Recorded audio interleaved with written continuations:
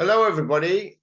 This is episode 3 of our series entitled Trouble in Ireland. Its subtitle is Partition and Its Consequences, because this is the main topic that we're dealing with, which is the partition of Ireland and the consequences it's had on the island as a whole in terms of its social organization and its politics and everything else.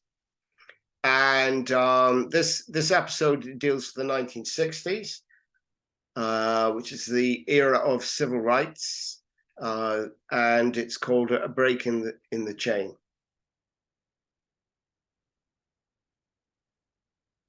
Right, so what we have over there, we've got a 1960s map. I think it's actually 1960 of Ireland in this period. So you have the border, which I'm gonna just show you where the border is with my cursor.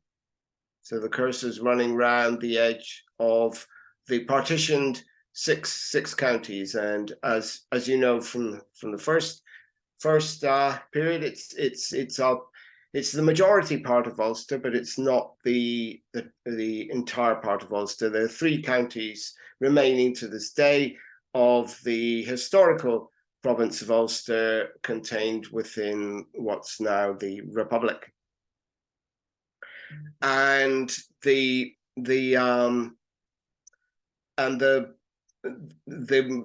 border is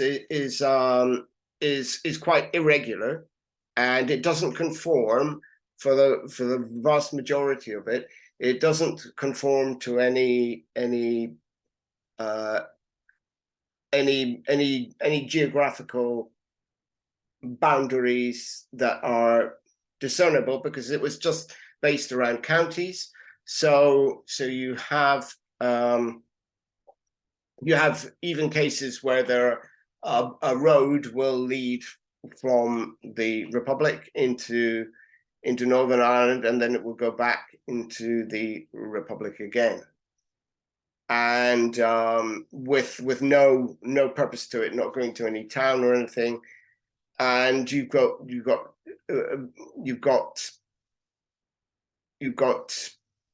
farms that are divided. So you've got fields on one side of the border and fields on the other side of the border, even houses divided into by the border. So it's quite an anomaly in terms of what most of Europeans, for example, will understand as being a national boundary. So in the previous period, we were dealing with the 1930s, and I would advise, if you haven't already seen it, that you go back and see that part that deals mainly with the 1930s and 40s, a little bit into the 1950s, and shows that there were that this was the period when the unionist bloc really got consolidated. It wasn't properly consolidated right up until about the mid-1930s, because there was the various dissident groups, especially communists and socialists, were not happy with it. Obviously, Republicans and nationalists were not, but there was even cross-community resistance to the whole idea of the border. The border wasn't even seen as being a permanent measure. It was only seen as being a temporary measure. It's only really from the late 1930s, 40s, and thereon that you start to see this solidifying of the idea that Northern Ireland is an entity apart from the rest of Ireland. And in the north part is, of course, where British rule holds sway, and in the south, or the 26 counties, you have a nominally, at least, independent government that is now probably more independent than it's ever been of Britain, because it is now part of the EU and it's much more reliant on Europe than it is on Britain these days. So there was one.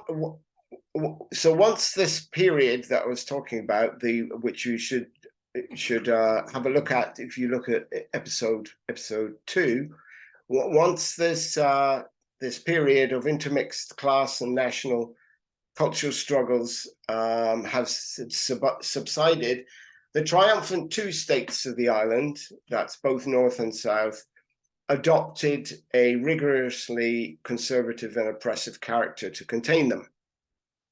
So in the Republic, that's what's known as the 26 counties, or the South, or the Republic of Ireland now. It was known as the Free State up until 1937. You have a very denominational orientated state. So the constitution was written to accommodate the interests of the Catholic clergy. It was also written to boost a backward patriarchal control over women. So it's very backward for the time, even.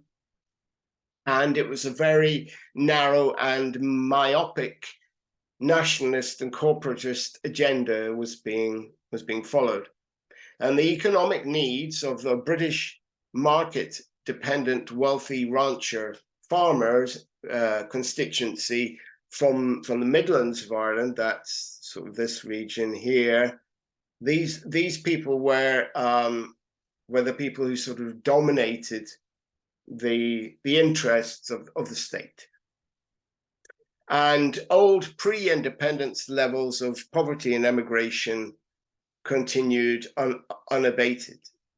So in this period, at least, you can say that, well, was Ireland really independent of Britain? And there was a lot of people thinking in both parts of Ireland that it wasn't really independent. There'd been a civil war after the partition. There'd been a civil war, but the civil war hadn't been about the imposition of partition. The civil war had ostensibly been about whether they were going to sign an oath of allegiance to the English king or not. And the two dominant parties in the South, where one would represent the anti-treaty forces, and that was Fianna Fáil, who took part in the late 1930s, and then the other one being Fine Gael, who represented the interests of the people who had been pro treaty. And a lot of these things carried on family to family, and people would vote for the different parties as they felt was they would vote as their parents had voted, and their grandparents had voted, and so on and so forth. This is starting to break down now, right now, in very modern Ireland. So and in the 6 counties of Northern Ireland that which is our main focus of discussion, there was a devolved form of British rule which was continuing. The state was maintained by sectarianism, by gerrymandering, paramilitary police and repressive powers, presiding over squalor for the many, a disproportionate number of whom were from the Catholic minority.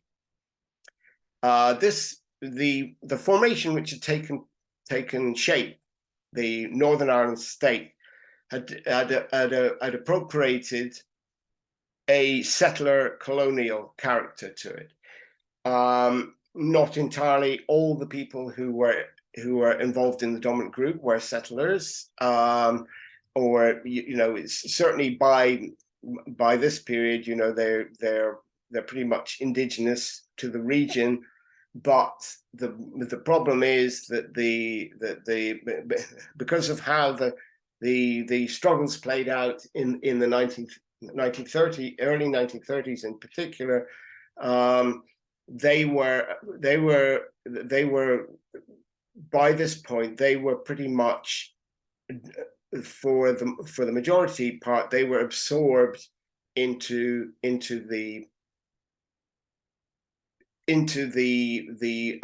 this whole concept of unionism, loyalism, which they believed would bestow them privileges and over the Catholic minority. It was never expressed as such. What it was expressed as was that we are under attack from, there are these people who want to force us into United Ireland. We don't want to be part of a Catholic United Ireland, and therefore we are. This is why we behave in this way. But if you look at the reality of the situation, it's because of the perception of privilege. Now, in a lot of cases, there wasn't really much privilege to be had, but it was a perception. It was a perception which is reinforced through propaganda, memes, especially through in this period, the institution of the Orange Order, which had become quite dominant within the Protestant community in Northern Ireland by this point. So here, the Protestant aristocracy and the business classes had built up an apparently impregnable hegemony. But this was all to change very shortly. The last period where this sort of really holds sway is the 1950s. There are a couple of campaigns in the 1950s to nationalist orientated or Republican orientated campaigns, but they don't really go anywhere. All they do is they train people for what's to come, and it's only in the 1960s that you start to see a chink in the armor of what seems to be a completely dominant Protestant hegemony based around the Unionist Party and the Orange Order, and dominated by the aristocratic and business classes, and everybody else is beholden to them, including the Protestant poor. Okay, so next picture. Right, so we see here what's happening. What precipitates this change is a change in the needs of capital. So the post-World War II shifts in the needs of capital on a world stage means that the elites in both parts of Ireland suddenly become no longer secure. So you have different forces are at play. You have a sort of decline in capitalist imperial power, and you have a sort of the ideas of Keynesianism are rising, and the ideas of the what's then known as the European Economic Community, or EEC, is starting to make its presence known, and there's this idea that we can all move on to something better, and this is a general thing, this is what the Keynesian policies of introducing health service and getting people better housing and improving public services in general and education in particular it's making a new generation grow up that thinks that they can achieve better than what their parents or their grandparents were able to do. And sometimes this gets expressed, and especially in the context of the 1960s, where you've got so much, you've got the influence of civil rights and all the rest of it starting to make its presence known from the United States quite early in the 1960s, and people are starting to draw parallels between the two things. You've also got the success of independence struggles in, particularly, I'm thinking of Algeria and Vietnam. So these sort of things are starting to, and places like Cuba. So these are starting to sink home, and young people are growing up and they're listening to the Beatles and the Rolling Stones and what have you, the Kinks, and they're starting to get this air of rebellion about them, and this translates into trouble for the ruling classes, who are trying to adapt to new forms of capitalist social relations.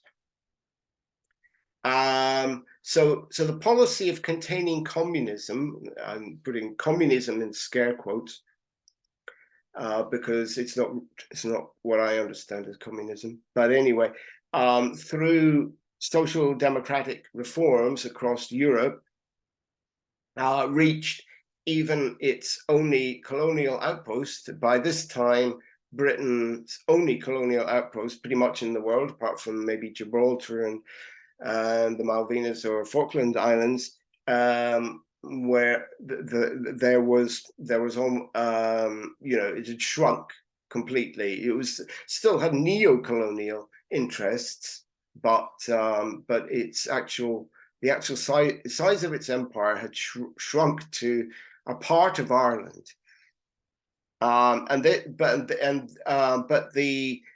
the social democratic reforms were part of Keynesianism, and Keynesianism, as I've just explained, it results in improvements in welfare, medical attention, and education, and raises the expectations of working and middle classes alike. In the northern state, these reforms, we have to note this, they were resisted tooth and nail by the Unionist Party. And this, because both elites, especially the Unionist Party, realized how any reforms would undercut the patron-client base of their support from poor Protestants. And of course, this happened.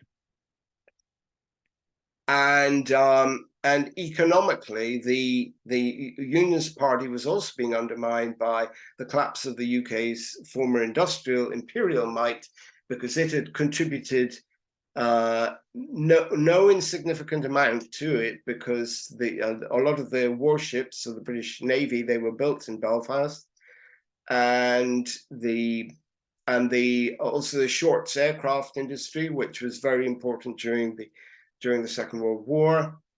After the end of the Second World War, these industries start to shrink, and they're not coming back.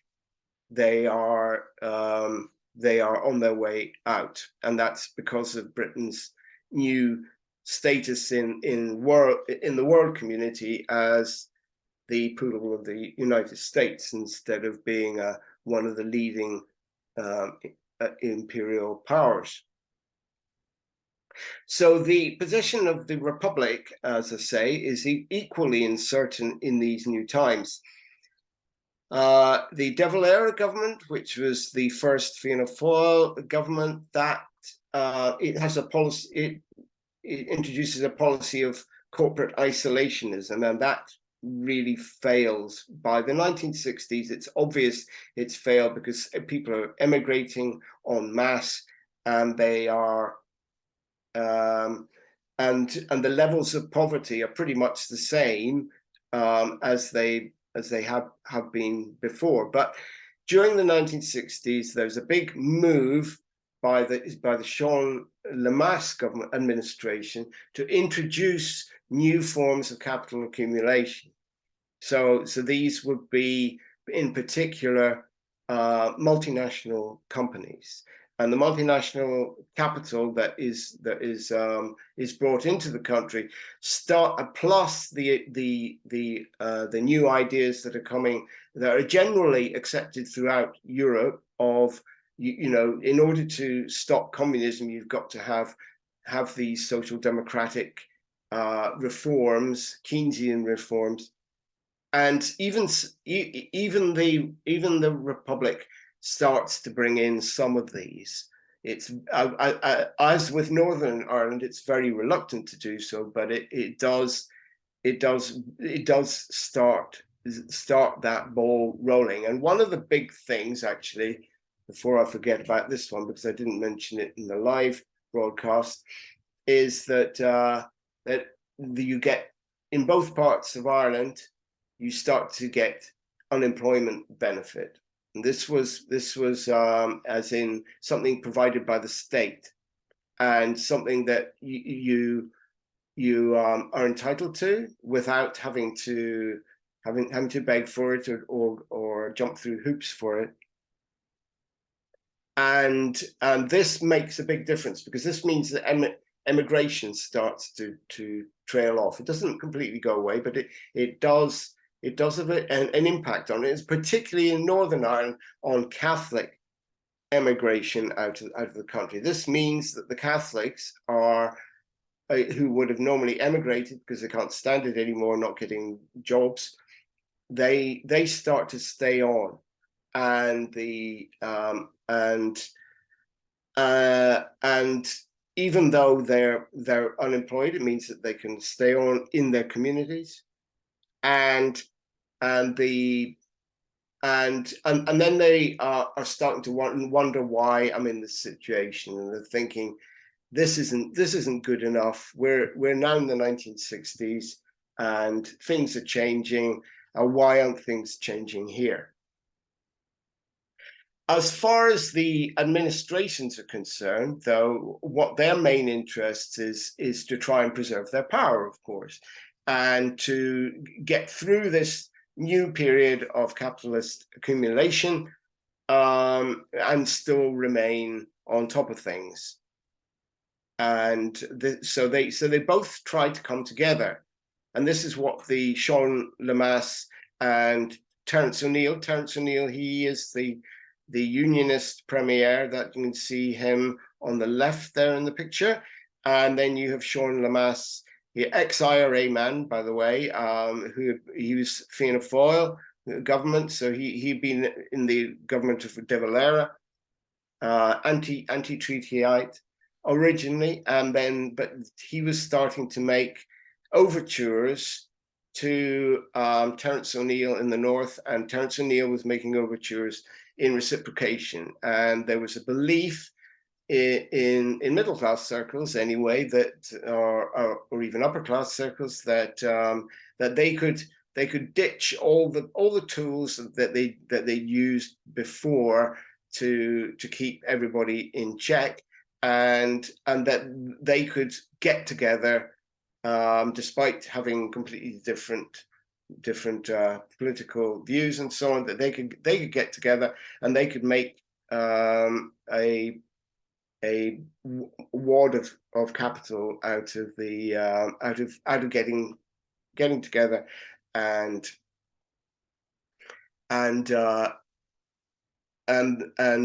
coming and not so much joining as one, but sort of accommodating with each other.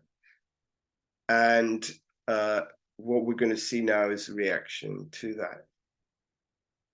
So this gives you an idea, just to give you an idea of what is going on in Ireland. So particularly Northern Ireland, because we're focusing much more now on Northern Ireland. So this is the streets of Belfast. This is the main drag in Belfast, and as you can see, it looks like pretty much any early 1960s picture of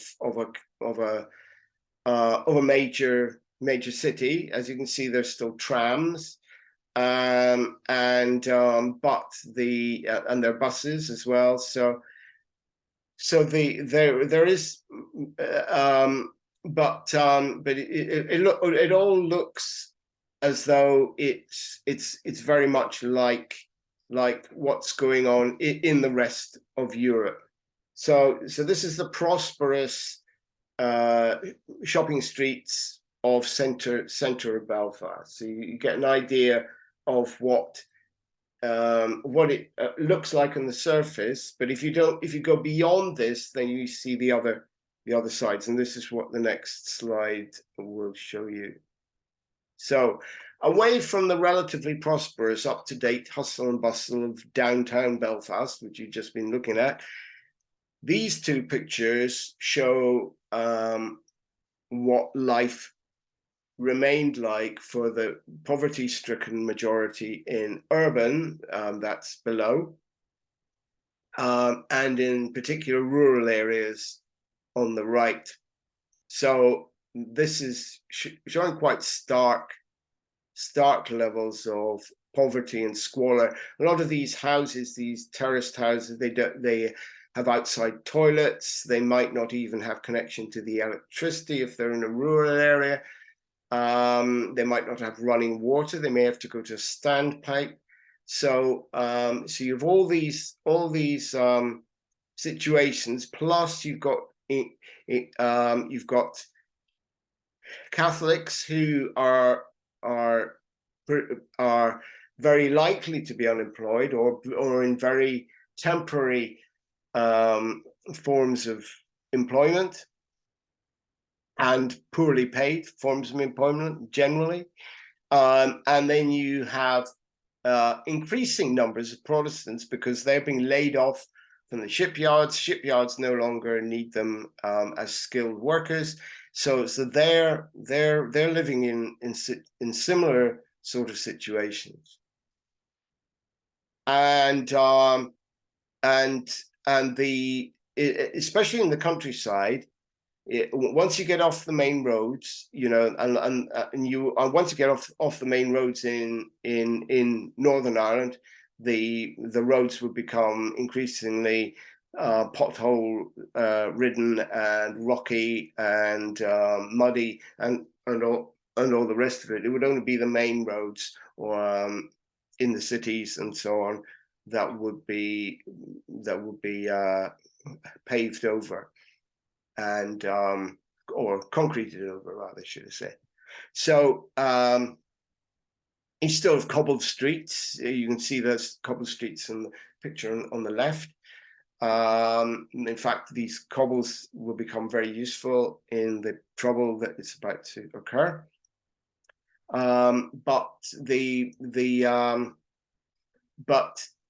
in the countryside, and especially in Catholic areas, you're going to find levels of squalor not much above the conditions in the west of Ireland, which were very bad as well, and which we dealt with in part 2.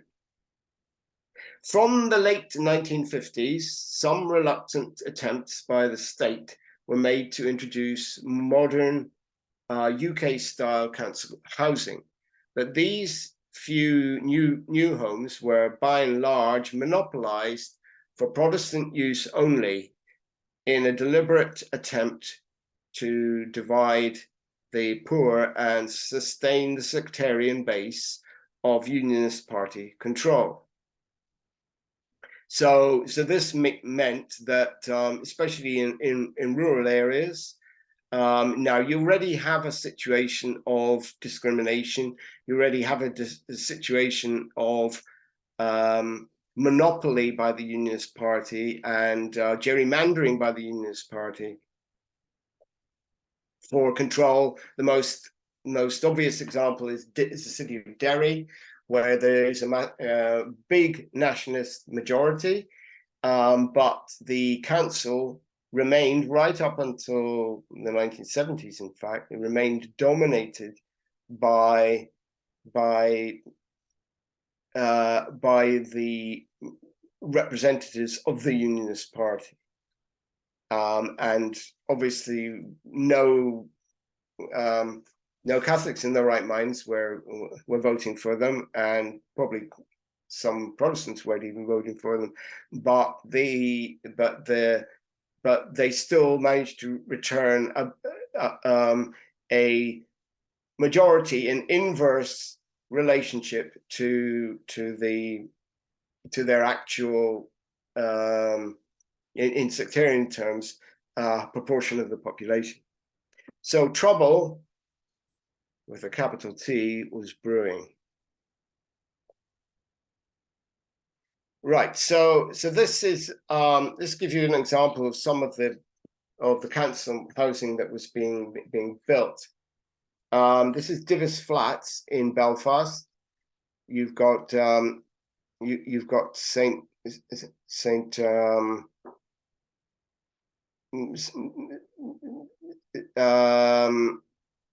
you've got, sorry, it's these sprawling estates in the brutalist form of architecture. These are growing up, of course, all over Europe. There are places like this in Italy, and in France, in Germany, Netherlands, what have you. But it's where it gets put in Ireland is predominantly in Catholic nationalist areas as a cheap means of, because they know that they have to make these concessions, so they're going to stick them all in these sort of filing cabinets, and with very bad conditions, virtually no forms of community. You know, at least in the terraced houses, people were able to form communities in these buildings. Very difficult, and everybody's in sort of like either rabbit hutches or filing cabinets. And so what we're going to play, which goes with this.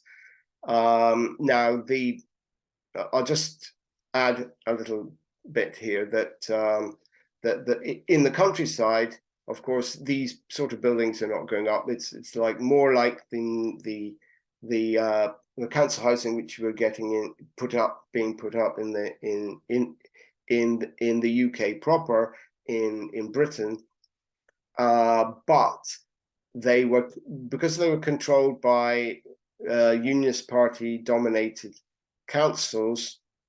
The Unionist Party was making sure that in order to maintain their patron-client relationship with their not so wealthy supporters, that they would make sure that any of these estates that went up would be dominated, if not entirely, almost some of them completely dominated by Protestants. So they would allocate them only to Protestants, and Protestants would get privileges and over Catholics. But in some cases, as in here, we have the construction of Divis Flats. This is the rabbit hutches to put all the poor Catholics in. We're now going to play an audio which is from an album called Indians Vietnam by the Men of No Property, who were a sort of 60s protest band of the time, and this is a song that they wrote called Multi-Story, which is about the buildings that you can see over there. Later on, these flats are to become a rabbit. Well, as I say, we've already said they were rabbit warrens. Sorry, they're called a death trap for the British Army. When the British Army is to send their patrols through these flats. This is where a lot of the soldiers are picked off by snipers from the tower. You can see the tower up there, and the it's a complete death trap, because you're surrounded on all sides basically, and nobody's you've got no friends. So British Army suffers a lot of casualties in these flats. Right, I'm going to play multi-story now, so you can listen to this.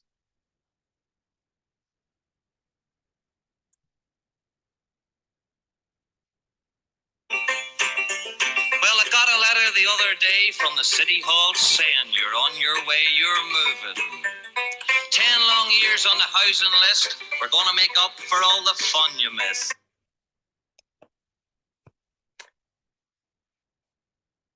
Pardon, hang about, sorry.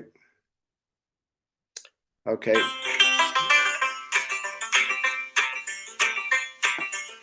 I got a letter the other day from the City Hall saying you're on your way, you're moving. 10 long years on the housing list, we're going to make up for all the fun you missed. They wrote to say we apologise for all the delay, all the lies. They were going to make it up. Yeah, they had got me a home, out of it all, up and away, Wuthering Heights. Well, at first I thought it was a fairy story. I was wrong. It was a multi-story. Well, I packed my bags, I took a couple of things. I got a grant for moving and a pair of wings. I started shifting. My home's my castle, that's a joke. I'm 10 floors up and the elevator's broke. I need a doctor, flying doctor. 3 cheers for the Lord Mayor, he's been elected again, and again, and again. Well, there's palm reading and there's palm trees. In Belfast it takes palm greasing to get the keys. The only man in the City Hall that never paid nothing for his keys at all was the caretaker. He sleeps in the dome. Yeah, the corporation machinery's like a giant singer. They've got it all sewed up, even the pigeons. But to get right back to the starting point, I did a midnight flit and I skipped the joint. Well, that damn rat man knew his job. He wore a mask and he carried a rod. Part of the corporation rehabilitation scheme. He was a retired councillor. Well, now, folks, before I go, take some advice and please say no. When they offer you a council flat, demand a house and stick to that. Tell them it's a house you want to live in, not a bloody lighthouse.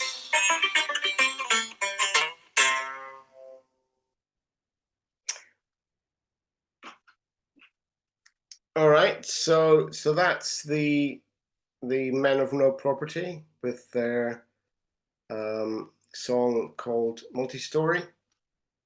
This is actually recorded at the time. It's quite rare album to get hold of nowadays, and it's but I used to have it, so it's one of my collection, and that is an actual artifact from early 1970s Belfast. Okay, so as I was saying about the shipyards, this is I think it's probably one of the last aircraft carriers, if not the last aircraft carrier that was ever launched from the Harland and Wolff shipyard in Belfast. You can see it going down the gangway there, and the workers all and the dignitaries and so on are attending the launch of this. The sailors up there on the actual on the deck of the ship. But the what is happening is that this is the last aircraft carrier to be launched out of the shipyard. So the shipyards are closing down.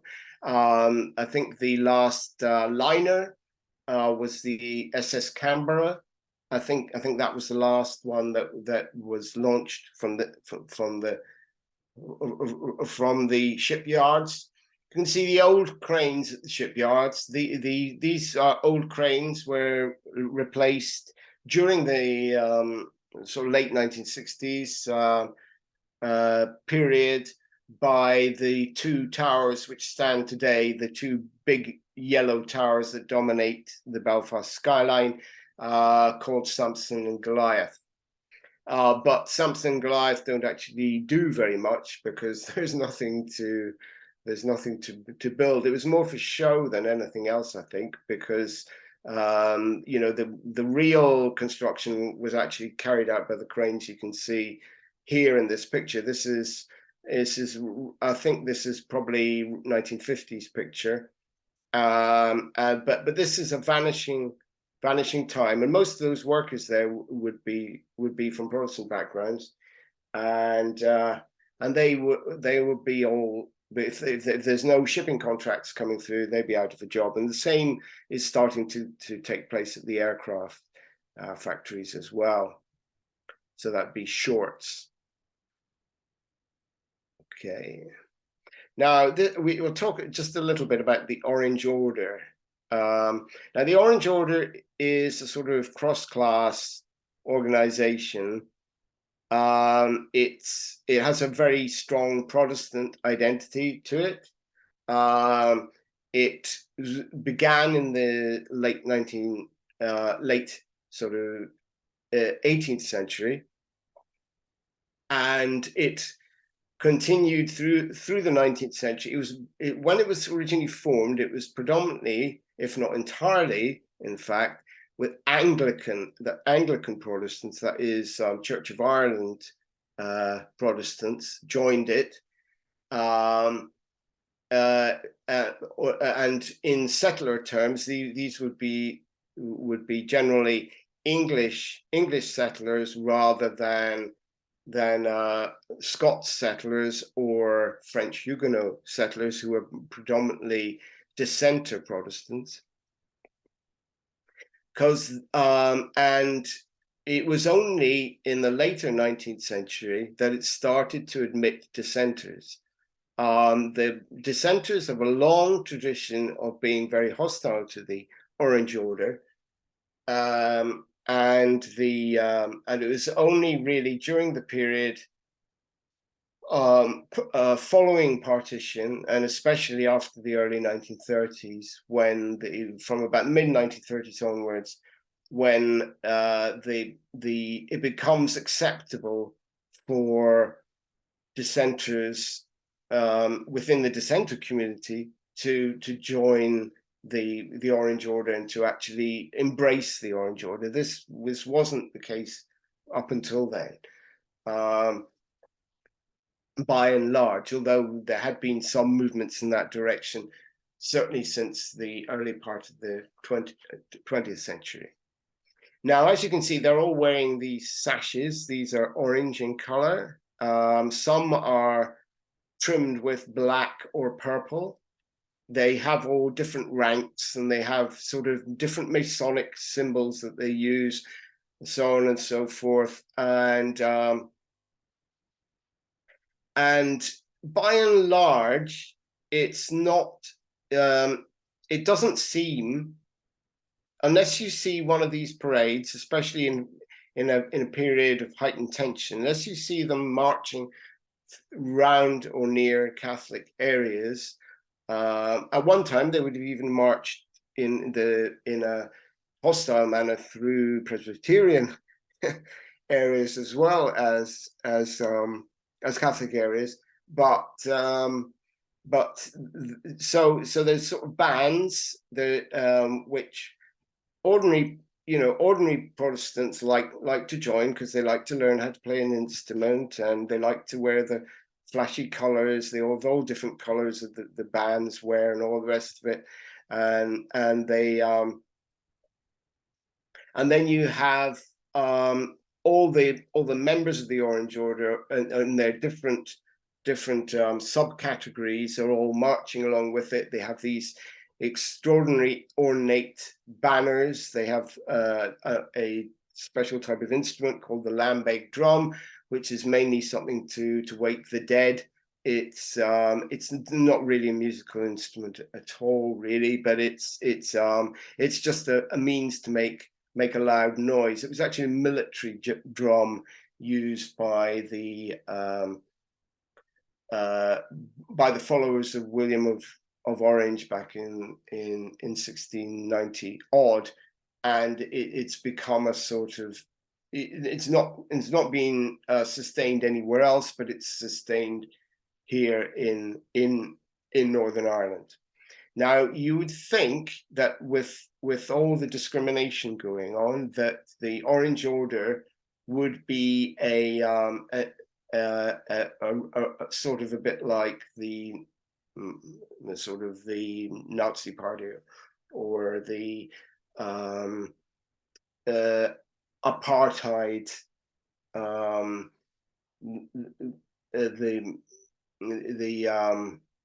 the organizations that supported apartheid. In actual fact, it didn't really operate like that at all. Basically, it operated in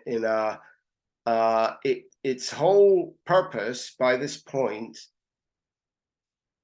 was to create the illusion. It was a propaganda tool. It's basically to create the illusion of the Protestant community being, despite the vast differences in wealth and power, to make the idea that they were all together, all in it together. So you know, as I say, the bands would allow people to join the bands and do their and learn, you know, how to play an instrument, and get these nice flashy uniforms and so on and so forth, and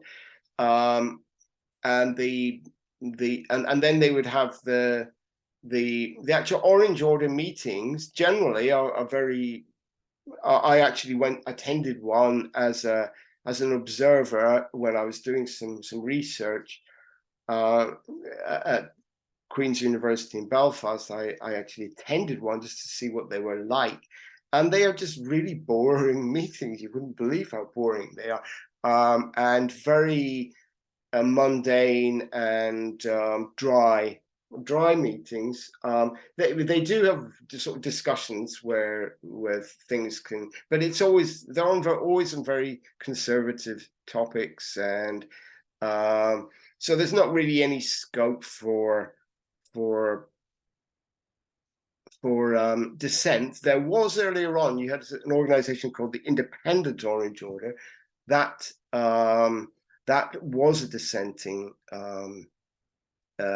organization, and in fact a lot of them became socialists or communists eventually, but it was quickly marginalized, and the main Orange Order is it's always led by the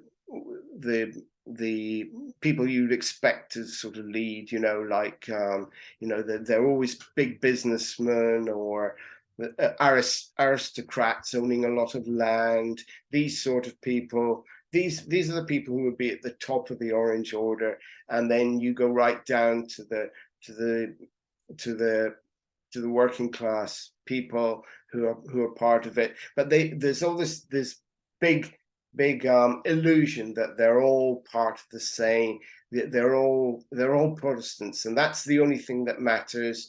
And that their bosses are going to look after them, which they often do. In the context of the Orange Order, this is how it functions, you know. So you would meet somebody who might be able to give you a job, or might be able to give you a house, or something like this. You see, so it's not like a big Catholic hating thing, because it doesn't work in that way. Certainly the songs that the bands play are rather they have all this sectarian stuff in it, but the actual way in which it organizes is in a different sort of way to what you would think. I didn't know this until I went along to and studied them as part of my studies, but but this is how they operate. It doesn't make them a good organization, but what it does is it just shows you, you know, the orange hall. You think the orange hall would be where you would all be go in there and you'd express your hatred of Catholics, but that's not really what the orange hall is used for. The orange hall is used for dances, and it's used for community events. Now, of course, this is all quite. You can certainly look at it. It can be very sinister because basically it's telling everybody or indoctrinating people especially from a very young age. You can see how young some of the people are there. There's this wee boy here. You know, he's been fully indoctrinated in there. So and this myth that if you're a Protestant, then it doesn't really matter about your class differences, because you will be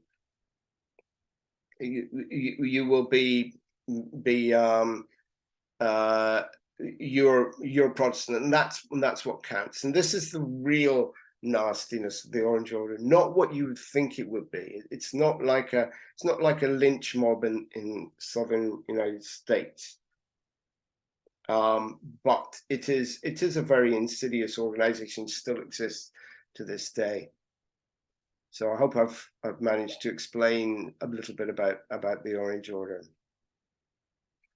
Yeah, it's a patron client. It allows for the spread of patron client relationships. In this period, the ancient order of Hibernians amongst in Catholic organized parts, they also have sashes like this, but the sashes are green. Ancient order of Hibernians works in a similar sort of way, except obviously Catholics have got in terms of relations of what people have to give away. You know, the top people have to give away. The top people in AOH would have a lot less to give away than the top people in the Orange Order, or would appear to give away. Put it that way. Okay, so we'll move on now. And this here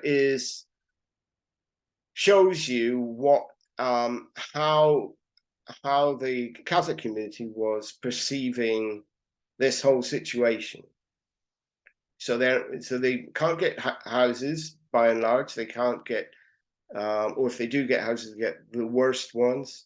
They can't get jobs. Unemployment rates are skyrocketingly high amongst, especially this part of Derry. This is the city of Derry. This is the Bogside, which is the Catholic area, almost 100% Catholic.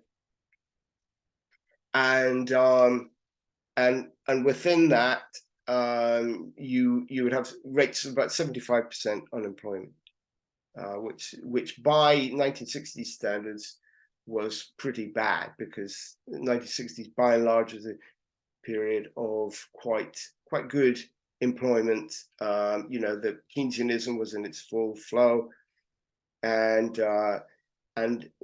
employment and prospects for people were increasing.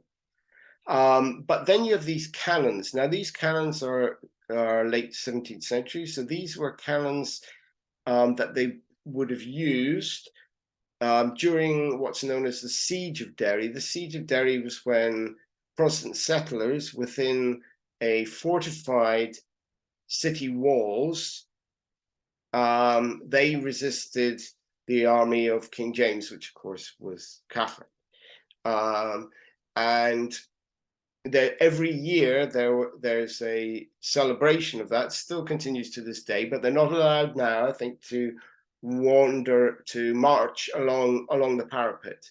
But in the 1960s, they were able to march along the parapet, overlooking the Bogside, where you've got a very poor community, and most of them unemployed.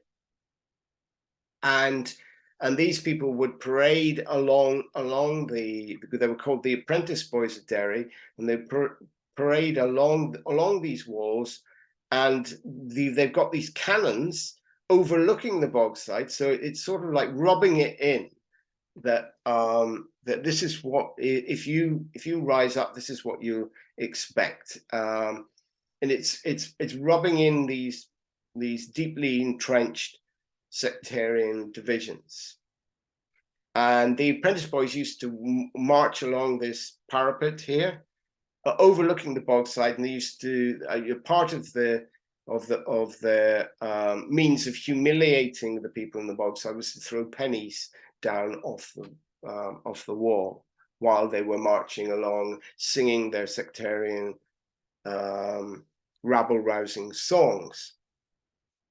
So that just gives you an idea of what sort of ambience, and this became the big symbol that was the city of Derry, as I say, was gerrymandered. We were talking about that earlier, and these guns, symbolic things. The guns obviously don't work.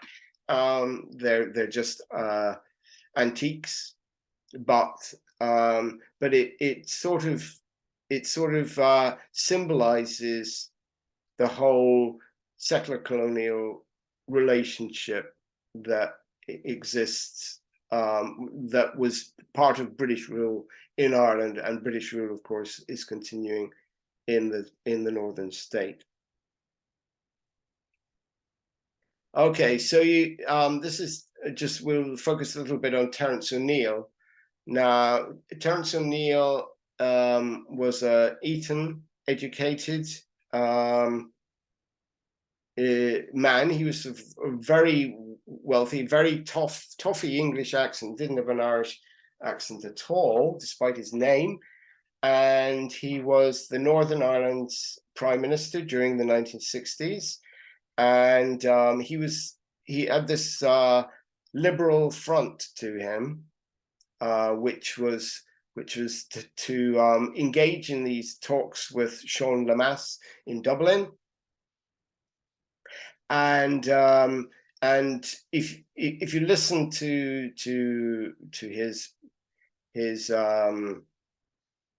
his public broadcasts, you would get the idea that he was a nice, quaint, upper class English liberal who is going to who's really genuine about seeking reconciliation with the Republic of Ireland, and to do things to improve the lot of Catholics in Northern Ireland.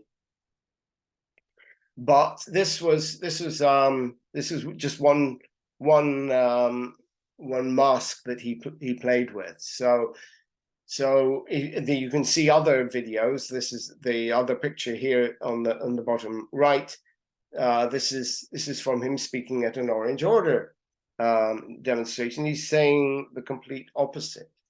So he's playing different games with different people, and he thinks, because he's so arrogant, he's from this sort of Etonian stiff upper lip English heritage. He thinks he can get away with it, but of course he can't. So off camera, he held rank in the Orange Order, quite high rank in the Orange Order, and he was happy to play to loyalist tropes. So this created contradictions which were ripe for exploitation by his enemies, and he had enemies within his own party. So the Unionist Party, although it seemed to be all sewed up, there were other people who were jockeying for position and were hoping to replace Terence O'Neill. So they would play to the more extreme loyalist elements, and the people who still remained within the loyalist ideology, but they were sort of they were because of their lower class experience, they would there was a class conflict within the ascendancy. There was a class conflict, and these people would be playing to that in order to challenge Terence O'Neill, and then he was to also get trouble from this guy. Now, this guy was completely outside the Unionist Party. He decided to replace the Unionist Party with a Unionist Party of his own. He is the Reverend Ian Paisley, and in the 1960s, nobody's really taking him seriously. He carries out a series of stunts in the 1960s. He's got himself the dog collar that he used to wear. He didn't, in his later life, he didn't wear this so much because he'd achieved what he wanted to achieve. But in this period, he wears a dog collar everywhere he goes because he knows this is the trope to play when he's dealing with the sort of people he wants to fire up, which are lower class unionists or loyalists. He's a representative of sort of lower middle class unionist dissatisfaction with the Unionist Party. As I've said, the Unionist Party is dominated by very rich and conceited aristocratic and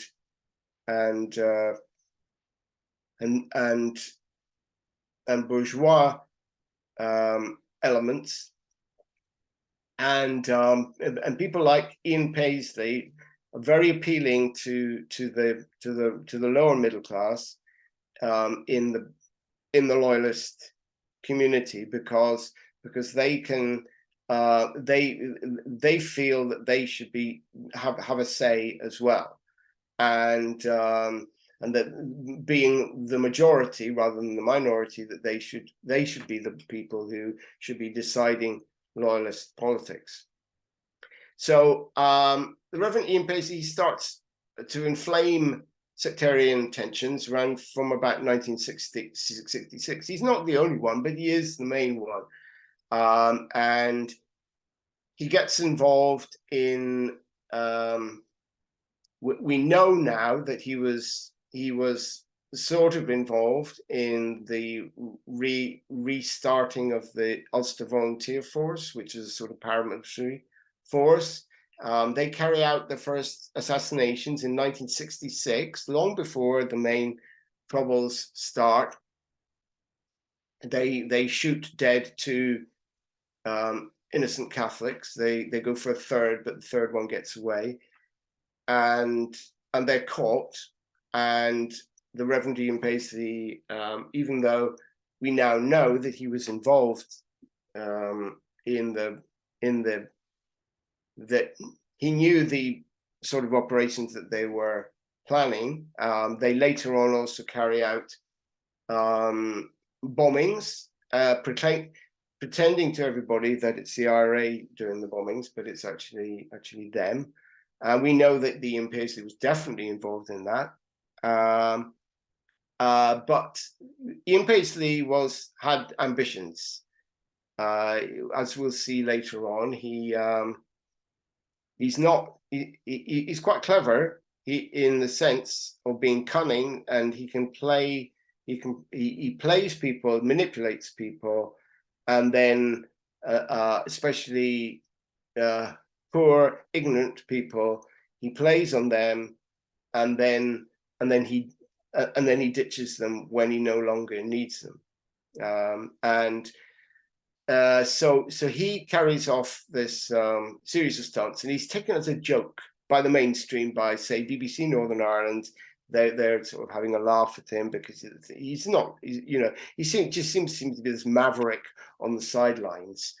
But of course, later on, it acquires a sense of threat and menace. So this is a sort of man he is. He's also the dog collar, as I say, he got it in the United States. He paid for it.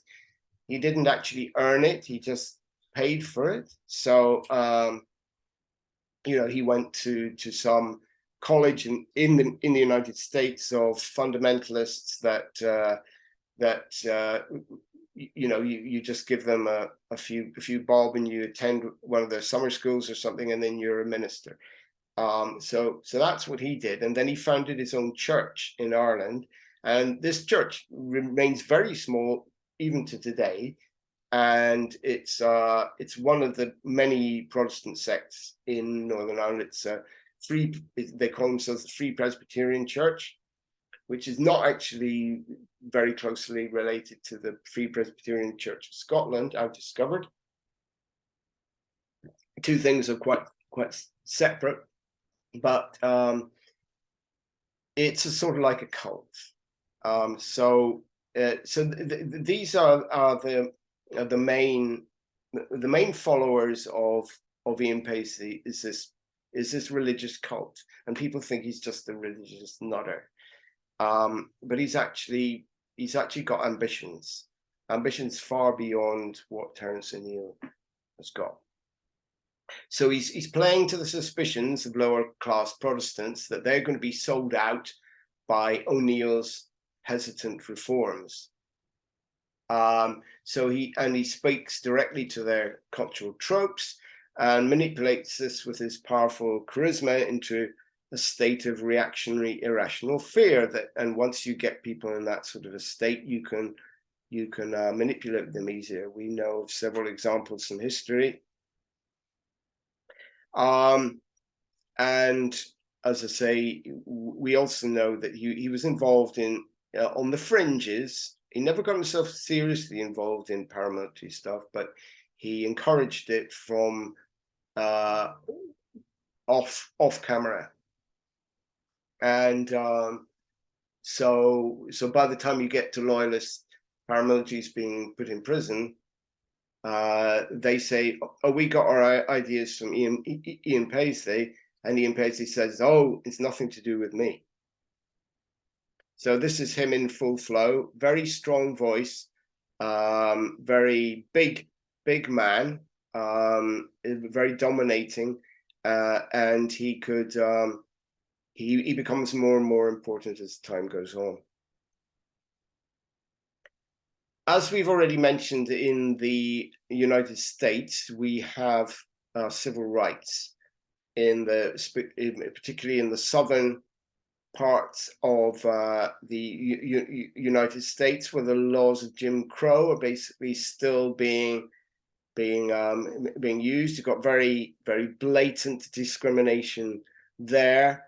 You have very violent police forces, and any attempts by the black people, who are mostly much poorer than white people, not entirely, there are poor whites, of course, but the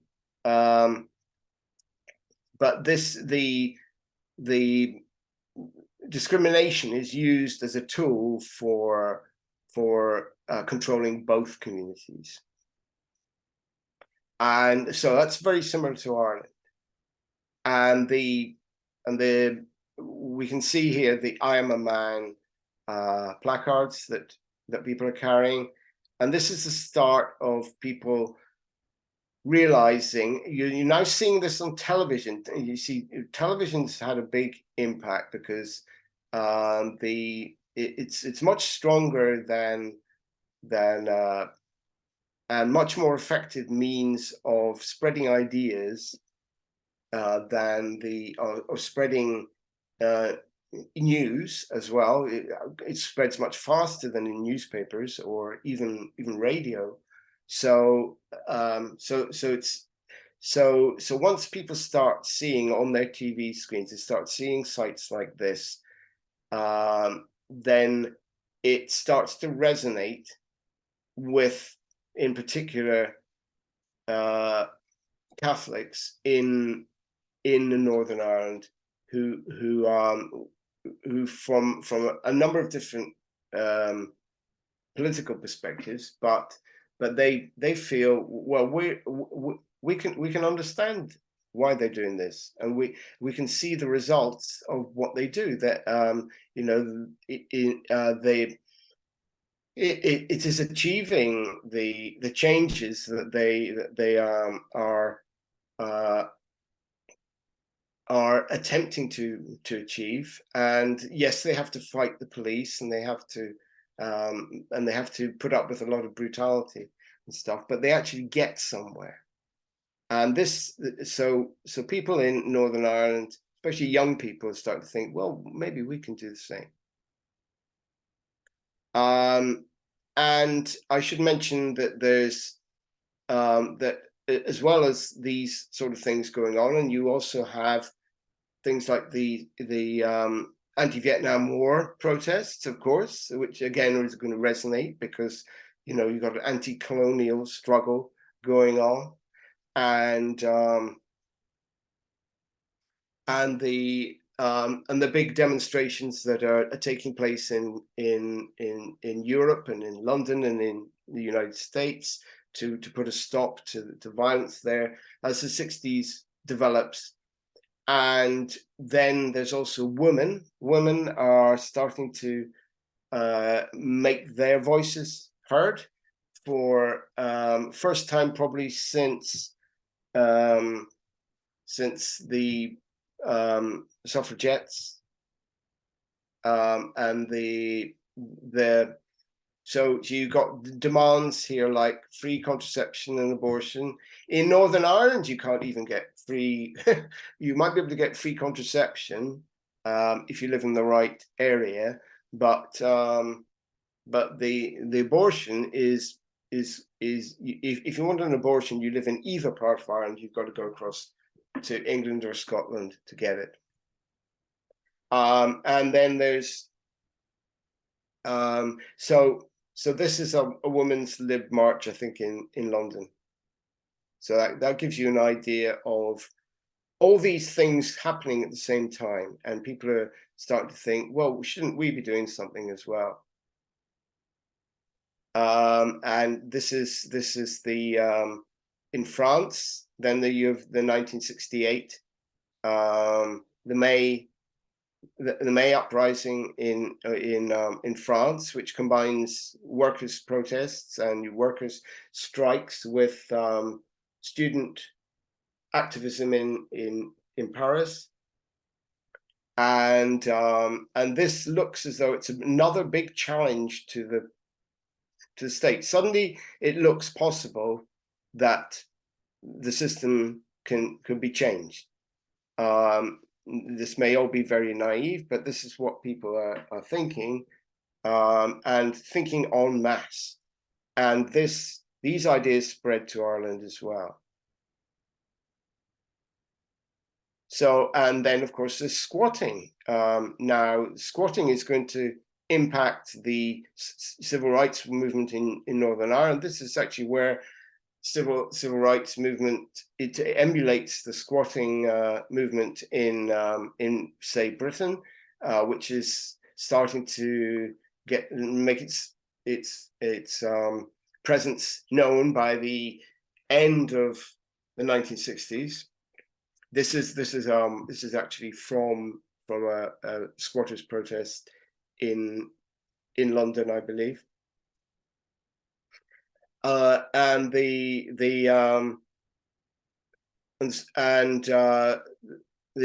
squatters start to kick off both in they aren't satisfied by the rate of progress in the allocation of social housing. So social housing, as I say, it gets a big burst in the early 1960s, but by the late 1960s, it's starting to tail off, and squatters are the people who are feeling that they're being left out and ignored, and they're not getting what they should be getting.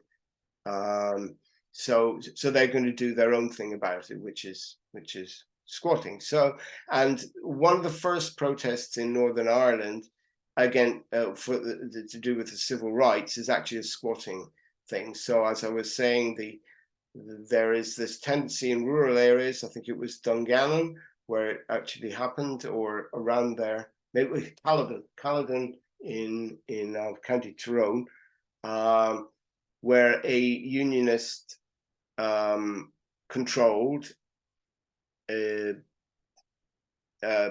council had allocated every single council house in the council estate that was being built to local Protestants, and there was a big Catholic community in the area. In order to make a protest, they actually occupied one of the houses and moved a Catholic family in as a squatting thing. So squatting is also going to feed into this. We should maybe add a little about what's going on in Dublin and in the Republic, because this was also, things are starting to change there too. So the 1960s is when uptight taboos, or the De Valera era, are starting to be contested. You have a movie version of Ulysses is made in Dublin. It's not allowed to be shown, but it is in Ireland, but it is actually made, or not Dublin, sorry, Ulysses. It is actually made, and you can see it actually online if you look it up on YouTube. It's available, and then Irish music balladeers like the Dubliners, and the earlier Clancy Brothers really were going very strong in the 1950s. And then along with that, you have a new dancehall culture, which is relatively free of church control. Before that, priests had managed to get their way into dances, because they had these things called crossroads dances and kitchen dances, which the church wasn't able to keep an eye on, and where people actually held each other instead of dancing with their arms rigid to their sides, as we now familiarize ourselves with as far as Irish dancing is concerned. But they actually involved grasping your partner and throwing them around and touching them, which was forbidden by the Catholic Church. So the dance hall culture that begins in Ireland,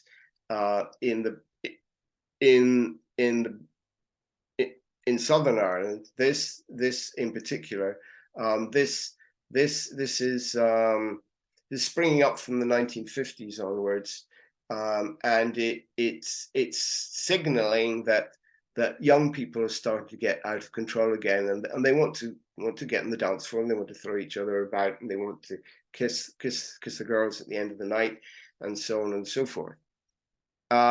So the literary front, as well as the censor, is being challenged in new publications of James Joyce that wouldn't have been allowed before, and people are able to get hold of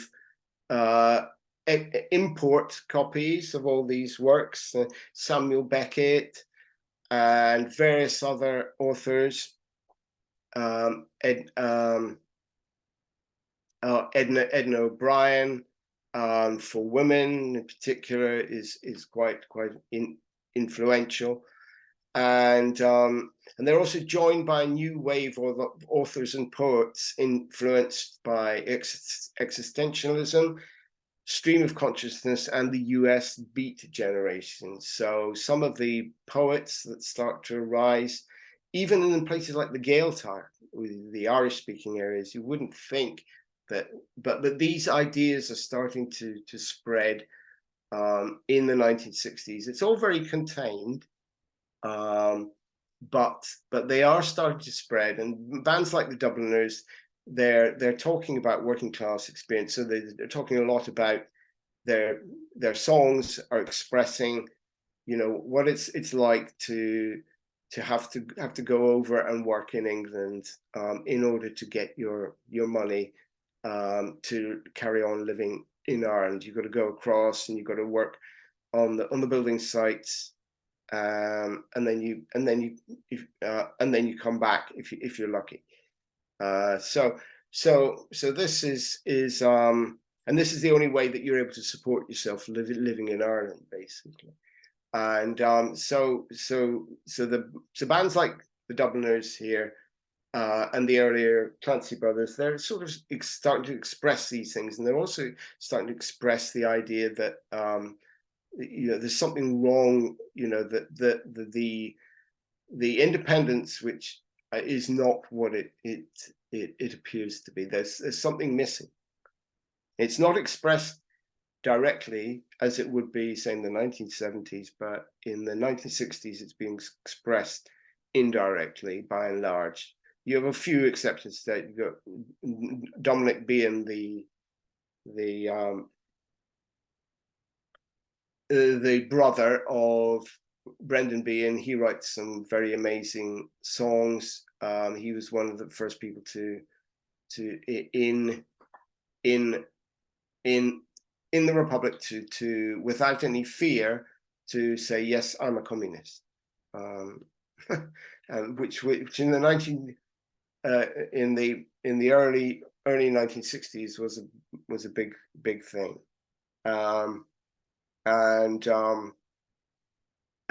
And he writes some amazing songs which are still sung today in Ireland, actually.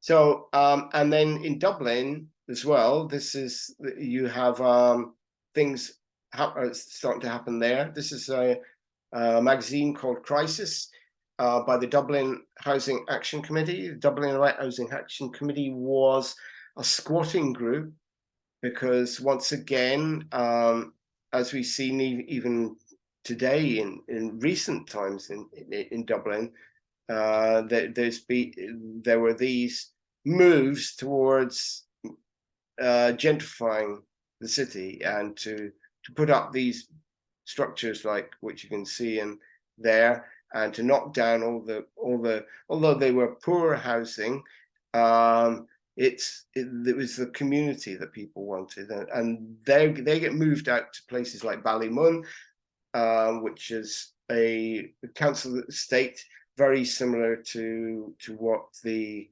Belfast Corporation was putting up with Divis Flats in Belfast. So all these and the squatters movement in Dublin in the late 1960s is making a lot of headlines, or the middle 1960s. Later on, it gets in terms of, and it's getting a lot of media attention. It loses some of that later on as the shift of media attention shifts to what's happening in Northern Ireland. You also have the beginnings of a women's movement, so it's the Irish Women's Liberation Movement, which emulates what's going on in places like,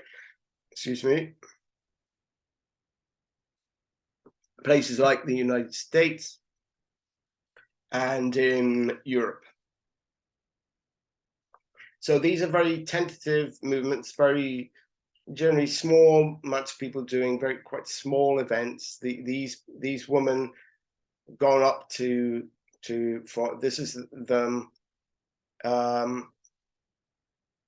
think they're leaving Connolly, the old Connolly station, going up north to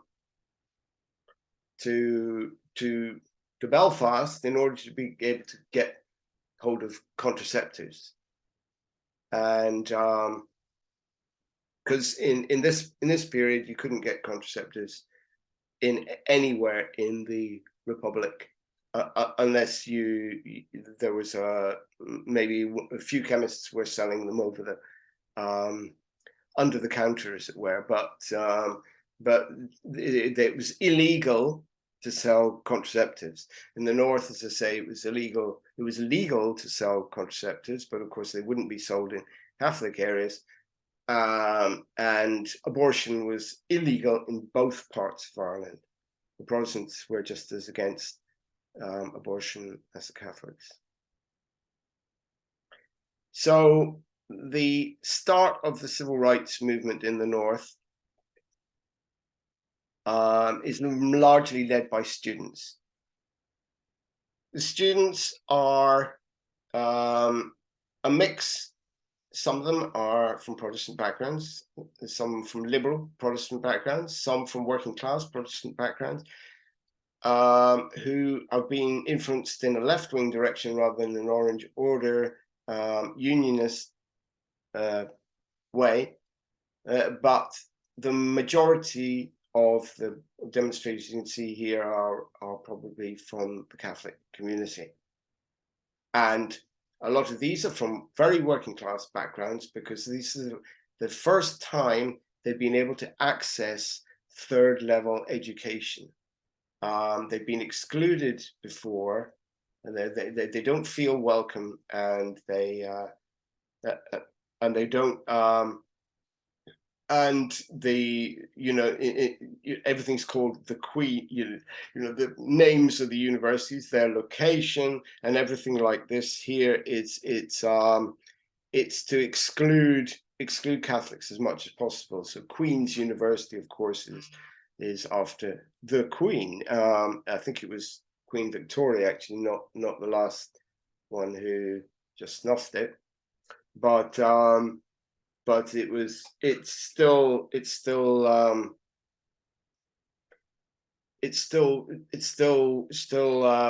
this is so you can see that a lot of them are very young people, so idealistic young people, maybe slightly naive, a lot of them, but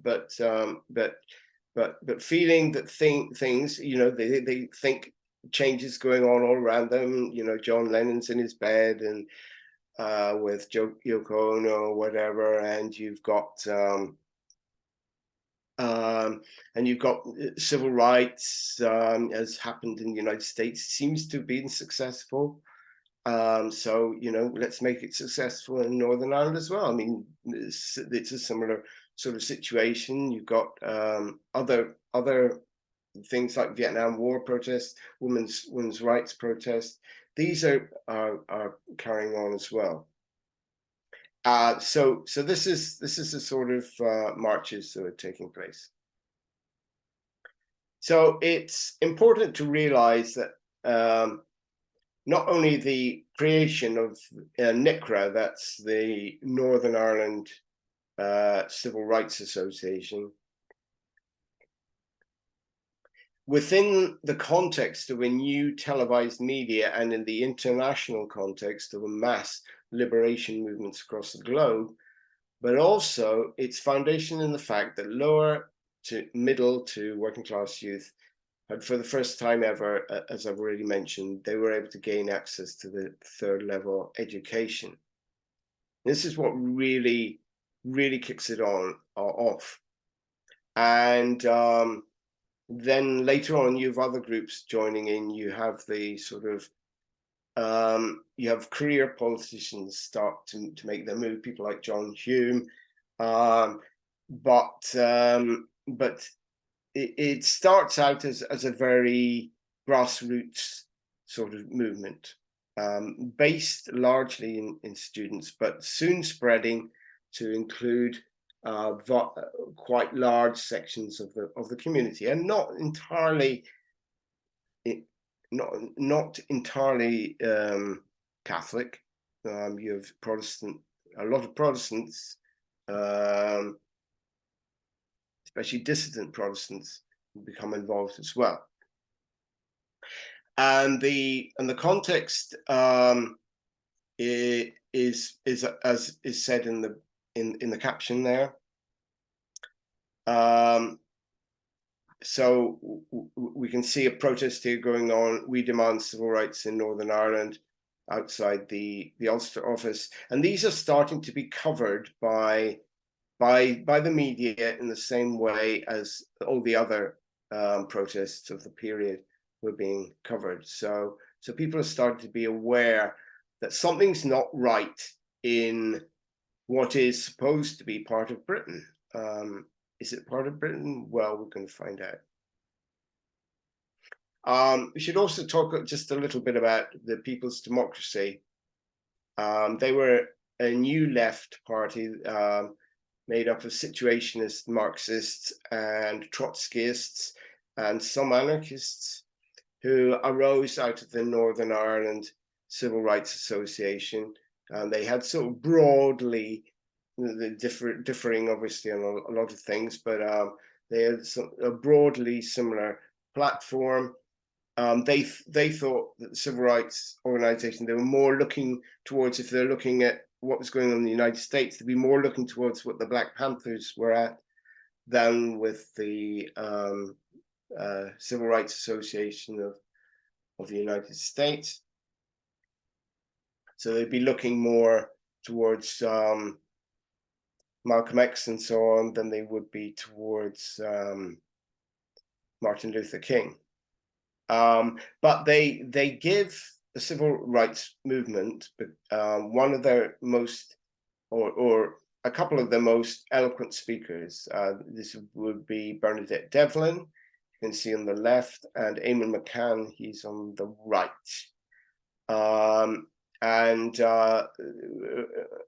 Bernadette Devlin, she briefly becomes MP for Mid-Ulster during this protest period. And at 21, she's the youngest woman yet up until that point. I think there's been another one slightly younger since, who's ever set foot in the UK's House of Commons. And on the right is its paper, which fits into the standard, or there were a lot of these papers that were relatively widely read, and were the PD Voice, People's Democracy Voice. It was very typical of 1960s underground papers, and people would flog them on marches and things like this, and sell them that way, and get their ideas out. So I should point out, by the way, that we have a couple of videos that unfortunately I can't show on this presentation, but what I can do is I'm going to put the links to the videos that go along with this. I'm going to put them in the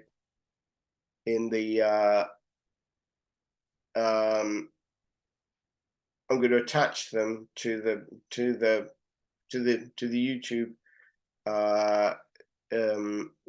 You will get it in the introduction to it, and you can watch them at this.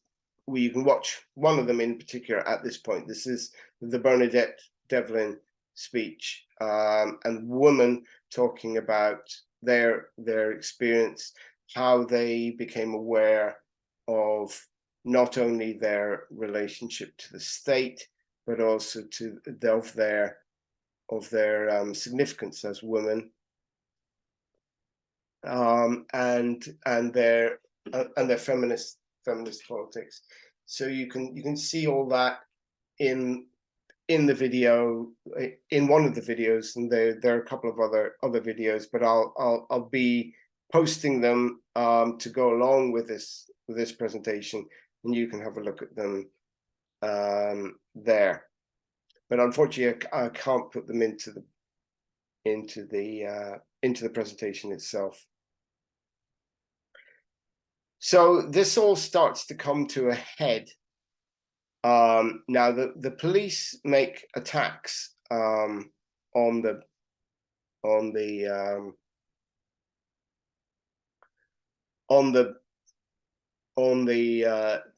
much like what the police behave, the Northern Ireland Police Force, the Royal Ulster Constabulary, starts to behave in almost like a mirror copy of what was going on in the United States, where you saw people being whacked over the head at Selma and all the rest of it.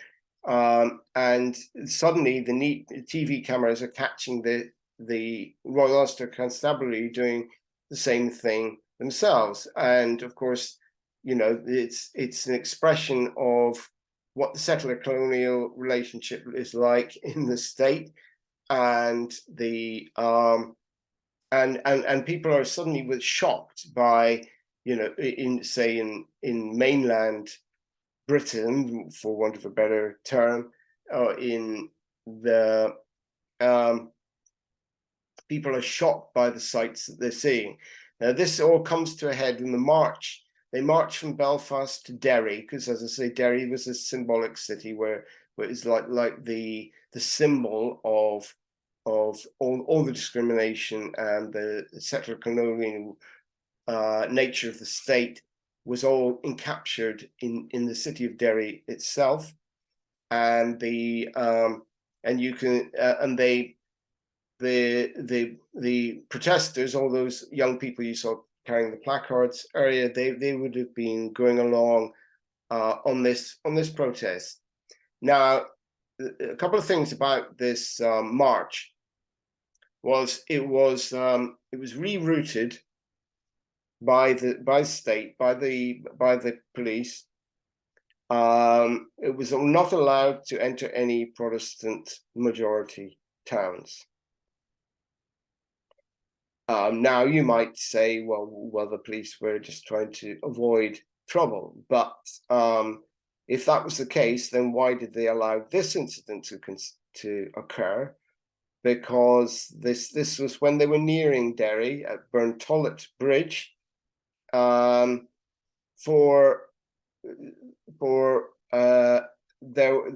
police already knew that there was an ambush being prepared by extreme loyalists. These are these guys here, and that they were waiting in the hills on both sides of Burntollet Bridge. And you would think that if any of the marches needed to be rerouted, it was this one. But the RUC, the Royal Ulster Constabulary, they decided that after having redirected them around these Protestant majority towns, but, you know, Catholics lived there, and also, you know, you have to realize that it wasn't just that these protesters were saying Catholics, Catholics, Catholics. They were saying, they were talking about much wider issues. So, and there were a lot of, you know, might not have been huge amounts, especially in rural areas, but you know, they could have engaged with people as they were walking through the town, because they were peaceful demonstrators. Nobody was fighting at this point. So it was entirely peaceful protest, and you know, they could have they were just as willing to engage with ordinary working class Protestants as they were with working class Catholics, and they weren't allowed to do so. Redirected around all these towns. So that's sending a message. That's sending a message that we're not going to allow you to speak to these people, because we're afraid that some Protestants, at least, are going to go, well, actually, these guys are all right, and we're not happy with the situation as well. We're not happy with what we have to put up with. So this is sending a message, you know, that it's to reinforce sectarian divisions. And if they were being consistent, then why did they allow this situation to occur? Which is, if you see video of it, this is where there's a mass attack on the on the demonstration. The demonstration is allowed to go along. Basically, the police tell the demonstrators, "We'll protect you from the people up on the hillside." A lot of these people up on the hillside have come from the special constabulary, who are the paramilitary police force, and Protestant to a man, and they are irregulars. They're not proper policemen. They're just part-timers who are given a gun and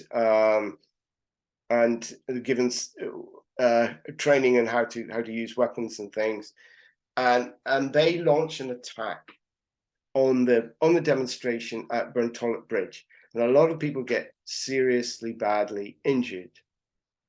There's no deaths, but the police, instead of doing what they said they were going to do, which was to hold back the attackers, they sort of run away and don't do anything, and just allow these people to wreak havoc, because well, some of them are policemen. Let's face it.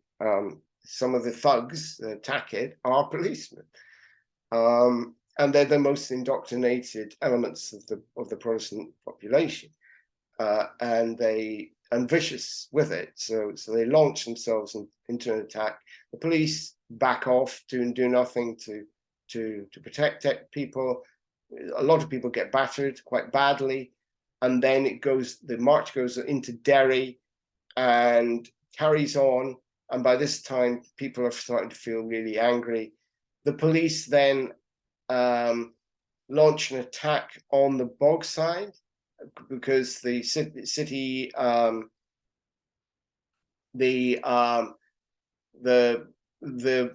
the marchers go to the Bogside area because they're not allowed into the Protestant area in the centre. So they go into the Bogside, and then the police decide to launch a full-scale attack on the Catholic community there, and this situation escalates. So at the end of 1969, this is when it takes place.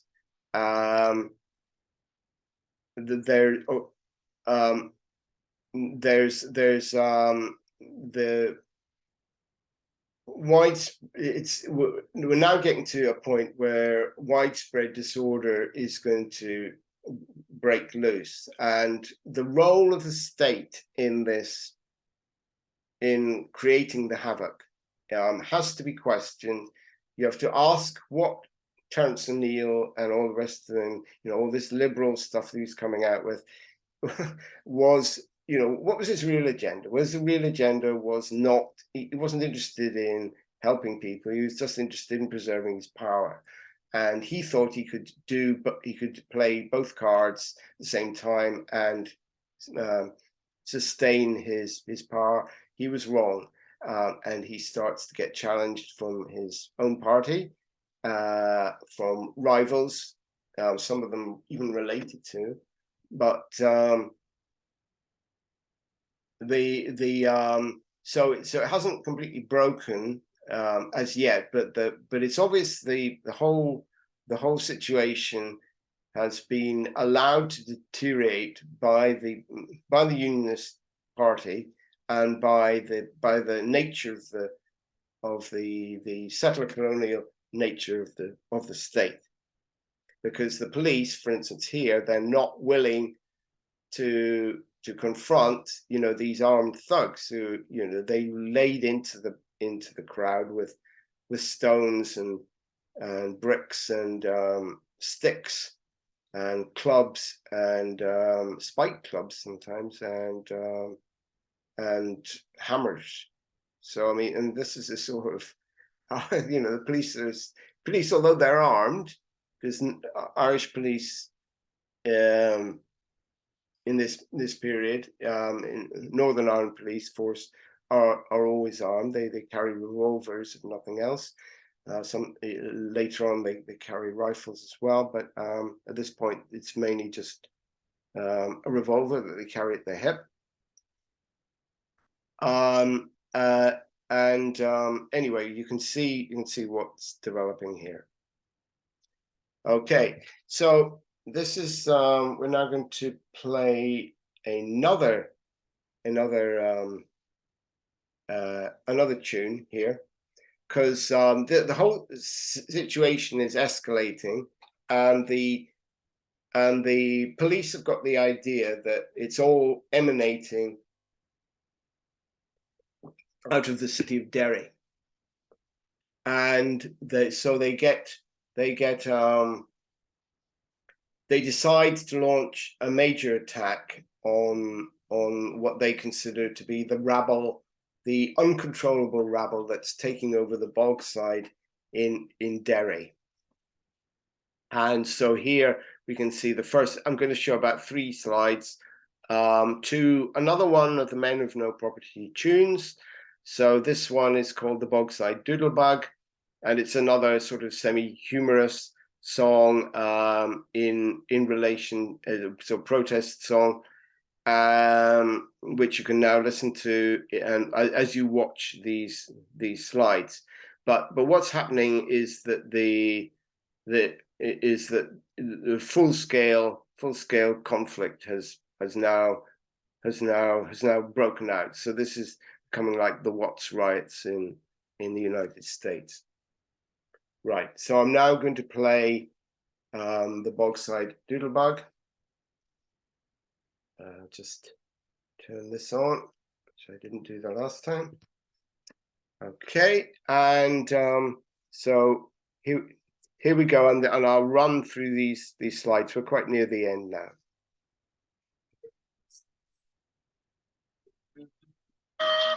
They came down the Bannon warship sailing out from Belfast town. The RUC and specials to put the riot down.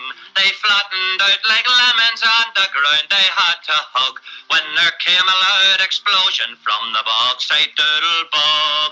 Run back, we're under fierce attack. A hoist the white flag, William, the sergeant sadly cried. It was the Bogside Doodlebug, the poor man he had spied. Now this missile of the people was invented by a man unemployed for 14 years when his good work he began. Says he, it's no use begging on for work, we'll have to fight. So I'll invent a weapon that will make the peeler shine. Run back, we're under fierce attack. Hoist the white flag, William, the sergeant sadly cried. It was the Bogside Doodlebug, the poor man he had spied. Now the Doodlebug's a weapon quite easy for to make.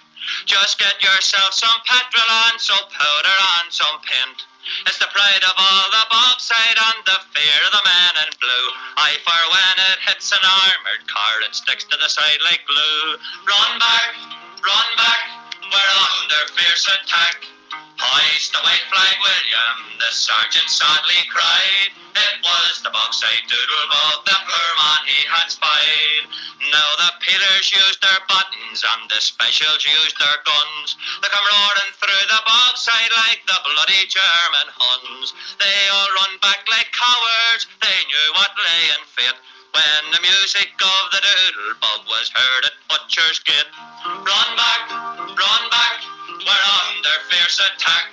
Hoist the white flag, William, the sergeant sadly cried. It was the Bogside Doodlebug, the poor man he had spied.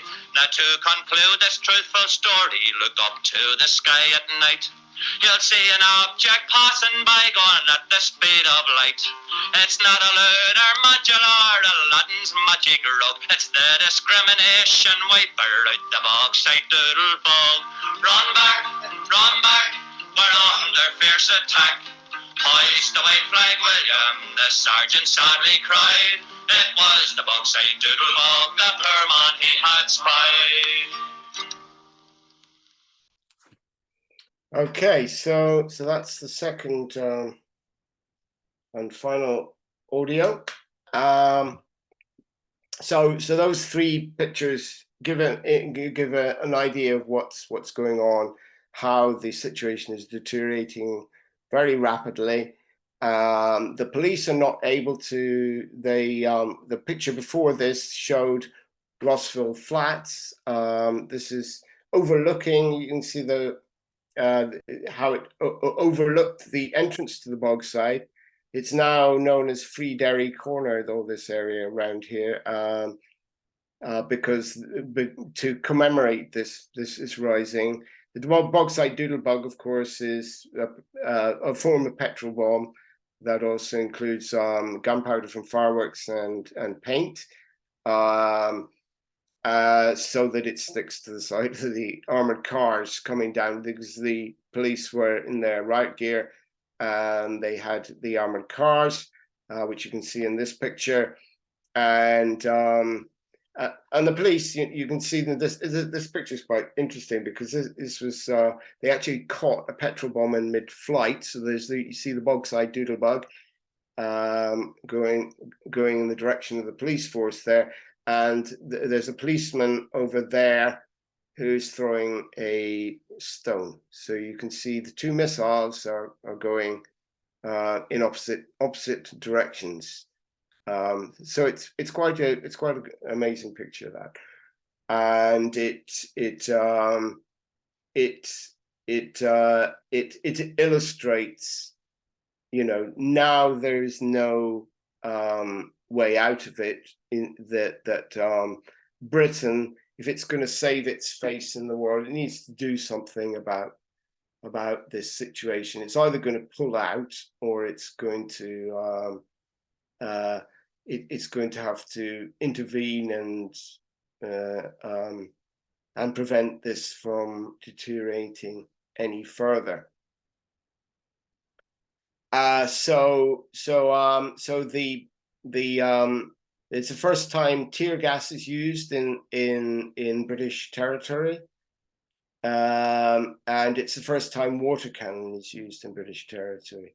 So you can't see those there. We can see a tear gas canister, I think, being fired there, but there isn't any water cannon machines in this area. But the Rossville Flats, which are like Divis Flats, and they overlooking the whole area. The police were never able to get further than this into the Bogside. So these young guys, from living in the flats, living in the area, they would go up there and they'd wait for the police to try and make an incursion, and they'd keep them out with the Bogside Doodlebugs. Okay, so now the situation starts to get completely out of control, and because by this time people are going, well, we can't let, if you're living in a nationalist area, you're going, well, we can't let the people in the Bogside suffer, we have to help them somehow. And there's very little you can do, because you don't have any power, you don't have any, the whole state is controlled, the apparatus of states is controlled by the Unionist Party, who's a very much was an out who is a overtly sectarian state, and it overtly uses violence. It will use violence against you no matter who you are, but especially if you are seen as being Republican, whether you are or not.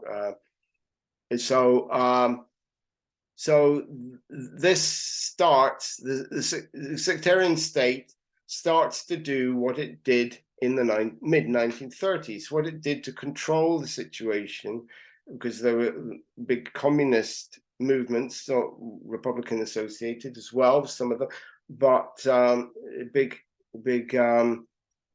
communist and labor struggles were going on.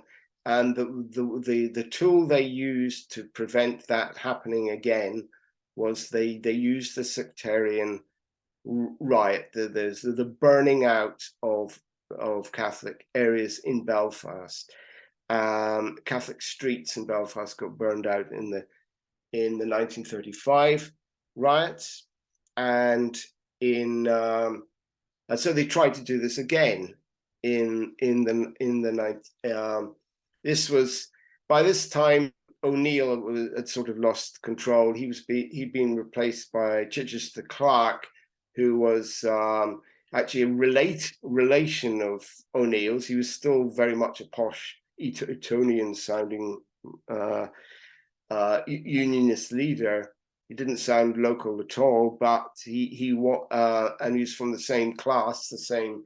He's even related to Terence O'Neill, and he'd come in saying, "Oh, I'm going to sort the situation out. We're going to start acting more tough and all the rest of it." So, but what he really meant was he's going to, in order to save the state and to save the skin of the ruling class, he was going to send in armored vehicles and police in Belfast, being supported by special constabulary. And the special constabulary, as we said, are the paramilitary police force, Protestant to a man, and they have access to guns, and they're carrying these guns, and the police are in front. There's an armored car, and there's the police in there. But behind these come a row of the special constabulary. Special constabulary are there to cause terror and to shoot at anybody they see, drive them off, terrorize them, and behind them, you can't see, but behind it all is all this burning. Now, what's happening in the burning? Well, the burning is mobs of people who are just mobs of thugs, basically, who've been whipped up by loyalist rhetoric and by the idea that they can get away with this, and they start to burning Catholics, sometimes even Protestants. Protestants who are seen as being sympathetic to Catholics will get burned out as well. If you watch the video with Bernadette Devlin in it, there's a woman there who speaks about how her father tried to prevent their native neighbors being burned out because they were Catholic, and so the thugs went away, but then they came back later on and they burned not only the neighbors out, but they burned them out as well. So so this sort of quite horrific and tragic stuff is starting to take shape in Belfast, and the British government is going to be put in a quandary very, very fast, because these streets are getting burned out. This is Bombay Street. Bombay Street was burned out almost entirely. You can see because it was overwhelmingly Catholic, and so all these buildings were either deliberately burned out or there's fire spread from one to the other. And all these people here are homeless now. They've been burned out of their homes, and they're wondering what the hell we're going to do next. So this is sort of situation which is now getting, as we've already said, getting completely out of control. So frustrated by the slow pace of O'Neill's and then Chichester Clark's reforms, because Chichester Clark again is talking through one side of his hat. He's saying to the loyalists, he's saying we've got to get tough here, and we've got to put the rebels down, and then they act in the same way as they did in 1935, which is basically to try and suppress the oppressed population, the so-called nationalist population, with force and with sectarian violence. And on the other side of his cheek, he's saying, no, we've got to have reforms, and we've got to continue with O'Neill's reforms, and we've got to make up with the with the Republican with the government in the Republic, but it's all falling apart, and there are more fringe elements of the Unionist Party are starting to think, well, that these toffs have run things far too long. We're at least got Northern Ireland accents, so we should be in charge. So there's another figure called Brian Faulkner. He's busy trying to whip up things in much the same way as Chichester Clark did to get rid of O'Neill. But at least Faulkner, because he's got a Northern Ireland accent, is able to pretend a little bit better that he's not like the other two. And he's playing more towards a hard unionist position. And so what people don't know, and it's only, I think, fairly recently been, somebody had a look, a historian had a look at the papers of the British government around this period, and what exactly Wilson, the Prime Minister of Britain, the Labour Party Prime Minister of Britain, was thinking, and what he was talking to his cabinet members, like James Callaghan, what he was talking to them about in relation to Northern Ireland. And what he revealed is quite interesting, because it was the British government were seriously considering a plan of, instead of sending the troops in, they were going to withdraw from Northern Ireland completely. So that would mean, and they even did research into it. They worked out that would they be able to continue their NATO commitments if they did so, and the answer was, from the report, was yes, they could. And would they be able to do it easily? And the answer was pretty much easily. Yes, they could be pulled out very, very quickly. And the Labour government was actually very much, they had had enough of both O'Neill and Chichester Clark, because, as I say, they were talking from one side of their face and saying, oh yes, we're for reforms, and we're going to make Northern Ireland into a normal part of Britain and all the rest of it. And then they were doing the absolute opposite with the other side of their face. So the Harold Wilson government had enough of all this, and their inclination was to actually say, well, that's it then, we're pulling out. And they did this study which revealed that they could have pulled out if they wanted to. However,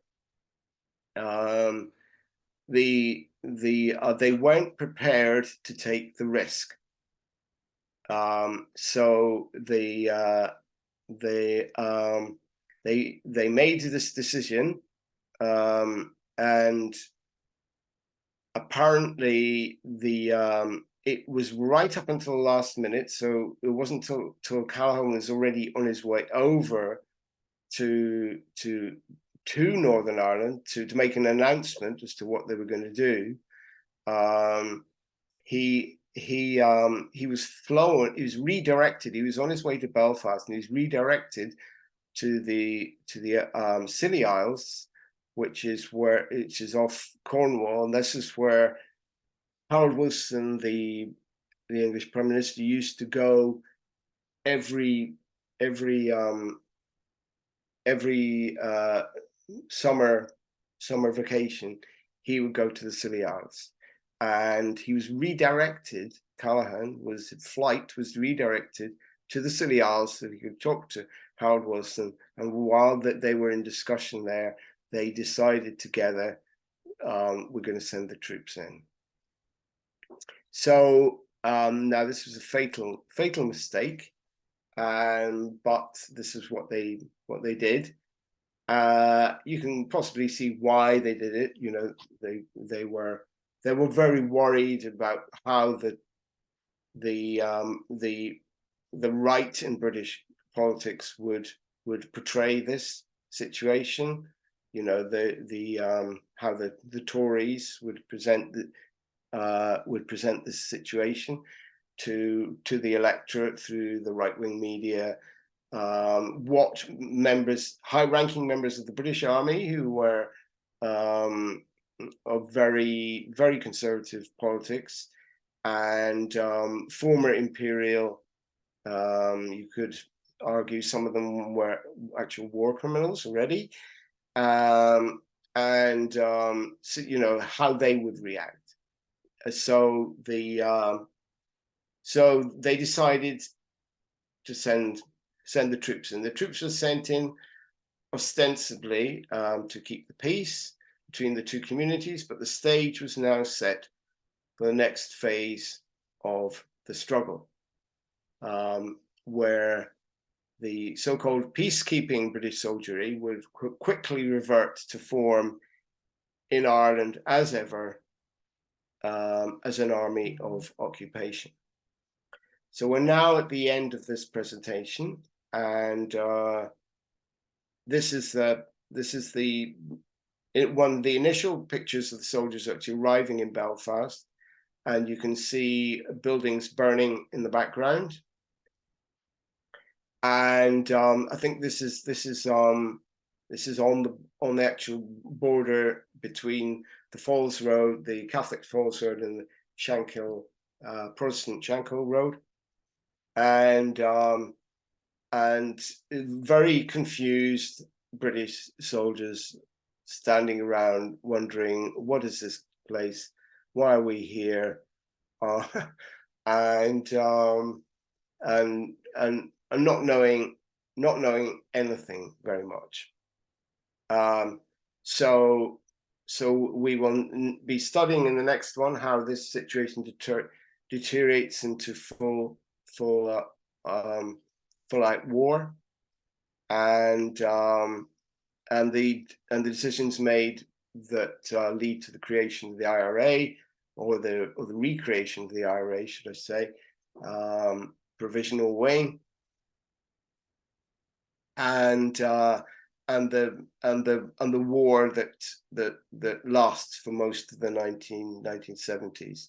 Well, it actually continues right on to the 1990s, but its main period is the sort of early to mid 1970s.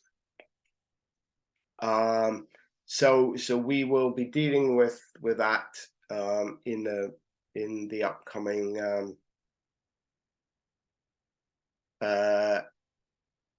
in the upcoming episode. So it'll be episode 4. Okay, thank you very much.